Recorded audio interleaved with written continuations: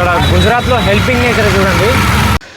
Hello friends, మొత్తం clean shave అయితే అయిపోయింది. ఇంకా వెళ్ళే టైం అయింది కదా. ఇంకా నేను వెళ్ళే ప్యాకింగ్ నేను ముందు నుంచి చేసుకోను, నాకు నచ్చదు అది. వెళ్ళే 1 రోజు 2 రోజుల ముందు ప్యాకింగ్ చేస్తాను. ఇప్పుడు రేపు వెళ్ళాలి కదా, ఇంకా రాత్రి 11 అవుతుంది. ఇంకా ప్యాకింగ్ చేయడం నేను స్టార్ట్ చేసిన, ఇంకా చేయలేదు, ఇంకా స్టార్ట్ చేస్తున్నా. పదండి మీకు కూడా చూపిస్తా ప్యాకింగ్ ఏమేమి చేస్తాను. పదండి. 1.5 గంట ప్యాకింగ్ జరిగింది. 1.5 గంటలో 80% ప్యాకింగ్ అయిపోయింది. పదండి చూపిస్తాను మీకు. చూడండి, ఇది ప్యాకింగ్ అయిపోయింది, 80% అయిపోయింది. సాక్స్లు అంటారా, సాక్స్లు చూడండి చాలా ఉన్నాయి. సాక్స్లు మొత్తము ఒక 10-15 జతలు తీసుకెళ్తా. ఇంకా మిగిలిండేవి పొద్దున్న చేసుకుందాం, ఎందుకంటే ఇప్పుడే టైర్డ్ అయిపోయింది చాలా. సివిల్గా తీసుకున్నా జీన్స్ అవి. అక్కడ ఏమైనా పార్టీలు అయితే బయటికి తిరగాలనుకుంటే అవి ఉండాలా. ప్లస్ షూస్ తీసుకోవాలా, ఇంకా షూస్ వేయాలా. షూస్ వేరే బ్యాగ్లో వేసుకుందాం. ఇంకా ఏం మర్చిపోయినా, ఇంకా ఏం మర్చిపోలే, మొత్తం అయిపోయినాయి. ఇంకా అమ్మ ఇంకా అవి పచ్చళ్ళంట అవి పెడుతుంది, అది తీసుకుందాం.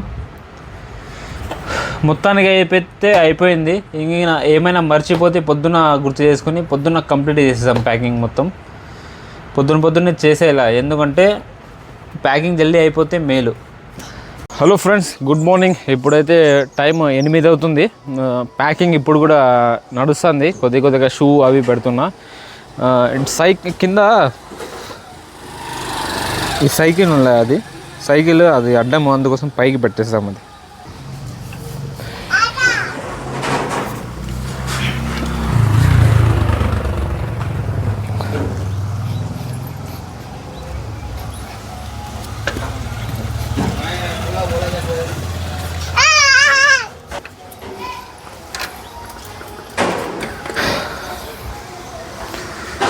ఇది ఇక్కడే పెట్టేద్దాం, తర్వాత లోపల పెట్టేస్తారు.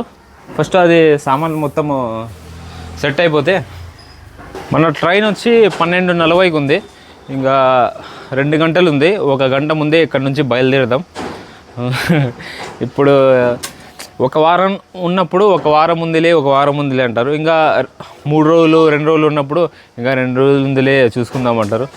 ఇప్పుడు కూడా ఇంకా 2 గంటలు ఉంది పోయేది. ఇంకా 2 గంటలు ఉంది కదా అని చెప్పి ఆ ఫీలింగ్ ఉంటుంది. ఇప్పుడు ప్యాకింగ్ చేసి తొందరగా మొత్తం వెళ్ళిపోదాం.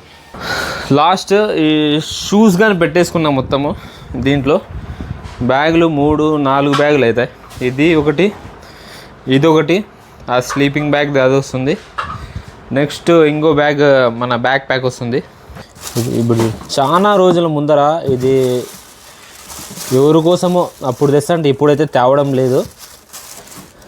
ఇది చూడండి, ఇది ఎవరికైనా ఇచ్చేద్దాం, లేకపోతే పడేద్దాం. కొద్దిగా సామాన్ల గురించి వెతుకుతా అంటే ఈ బుక్ అయితే దొరికింది. ఇది మనము జాబ్కి అప్పుడు చదివేటప్పుడు ప్రిపేర్ అయ్యేటప్పుడు దీంతో ఈ రీజనింగ్ మొత్తం నేర్చుకుంటా. అంటే చాలా సంవత్సరాల తర్వాత దొరికింది ఇది. చూడండి,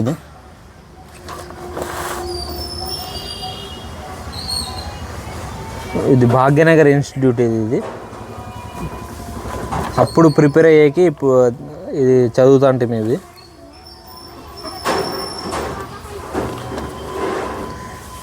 ఇవన్నీ చూస్తే ఆ పాత జ్ఞాపకాలు గుర్తుకొస్తాయి. నేను నా పనిలో బిజీ ఉంటే మేమంతా వీడు ఏందేందో చేసుకుంటా. వీడి మొత్తం ఇది చూడు ఎట్లా తగ్గుతాడో వీడు.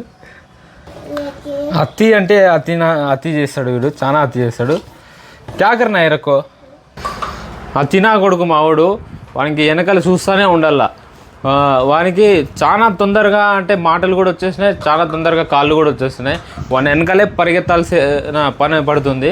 ఎక్కడంటే అక్కడ ఏదంటే అది తీసుకొని ఎక్కడంటే అక్కడ వేసేస్తున్నాడు. వాడే తెస్తాడంట, నేను తాగకూడదంట. కిందిగా వరకు వాడే తెస్తానని చెప్పి అది తెస్తున్నాడు.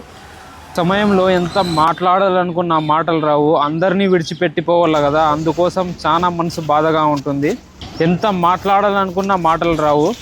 మాట్లాడకుండా పిల్లలని కౌగిలించుకోవడం, వెళ్ళిపోవడం అంతే. సారి ఇంటి నుంచి బయలుదేరిన తర్వాత వెనక చూసే పరిస్థితే ఉండదు. వెనక్కి తిరిగి చూస్తే బాధగా ఉంటుంది. అందుకోసం వెనక్కి తిరిగి చూడము. నేను ఒక్కనే కాదు, చాలామంది సోల్జర్స్ పరిస్థితి కూడా ఇదే అన్నమాట. రైల్వే స్టేషన్కి మా మామ జబి వచ్చినారు ఇడ్చేకి.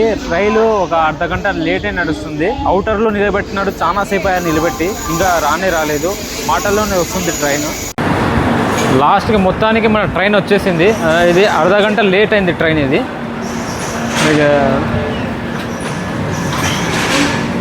హాఫ్ అన్ అవర్ లేట్ ఇది ట్రైన్.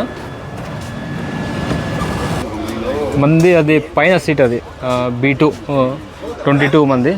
మన ఫేవరెట్స్ ఇది తెలుసు కదా, ఇంకా మన పైన సీట్ ఉంటే మన గురించి. అమ్మకి ఎంత చెప్పినా వినదు, వద్దు అన్న భోజనం మొత్తం ప్యాకింగ్ చేసి పెడుతుంది. నేను ఒక్కనే ఉన్నా, 3-4 తినేంత ప్యాకింగ్ చేసి పెడుతుంది ఒకటేసారి. ఇవి మొత్తం చూడండి ఎన్ని ఐటెంలు ప్యాకింగ్ చేసిందో.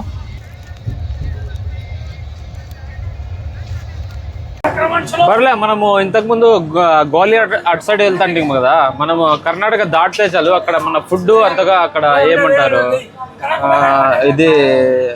అది కచోరీ సమోసా అవి దొరికేవి.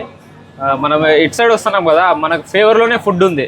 పొద్దున్నే ఇడ్లీ వడ అది దొరికింది. పర్లే, అదైతే మనం ఊది పడేయచ్చు అనమాట. ఎక్కడికి పోయినా మనకు అది ఫుడ్ దొరికితే చాలు, భలే ఉంటుంది. ఇంకా నెక్స్ట్ మనం వెళ్దాము, అక్కడ ఎట్లుందో చూద్దాం. ఇప్పుడు మనమైతే మన డెస్టినేషన్కి చేరుకున్నాం. ఇక్కడ నుంచి నెక్స్ట్ ఒక ప్లేస్ చూపిస్తాం మీకు, అక్కడికి వెళ్దాం. మధ్యలో ఏమైనా తినేసి అక్కడ నుంచి అక్కడికి వెళ్ళిపోతాం. బండిని అక్కడ నిలబెట్టి ఇక్కడ మనం భోజనం చేసేకి వచ్చినాం.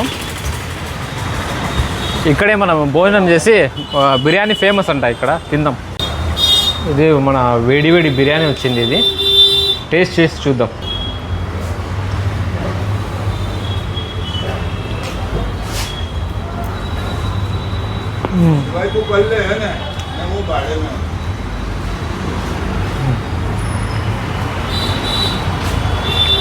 బాగుంది టేస్ట్.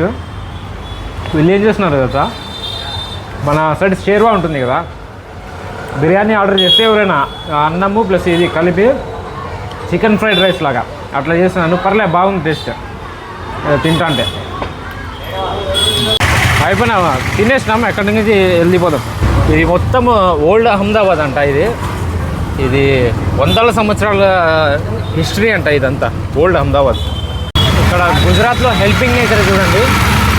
వాళ్ళ బండి ఇది మిట్ట ఉంటే అతను హెల్ప్ చేస్తున్నాడు. మనోడే అజర్బై చేద్దాం అనుకుంటే వాళ్ళు చేస్తున్నారు. ఇక్కడ చాలా హెల్పింగ్ నేచర్ ఉందన్నమాట.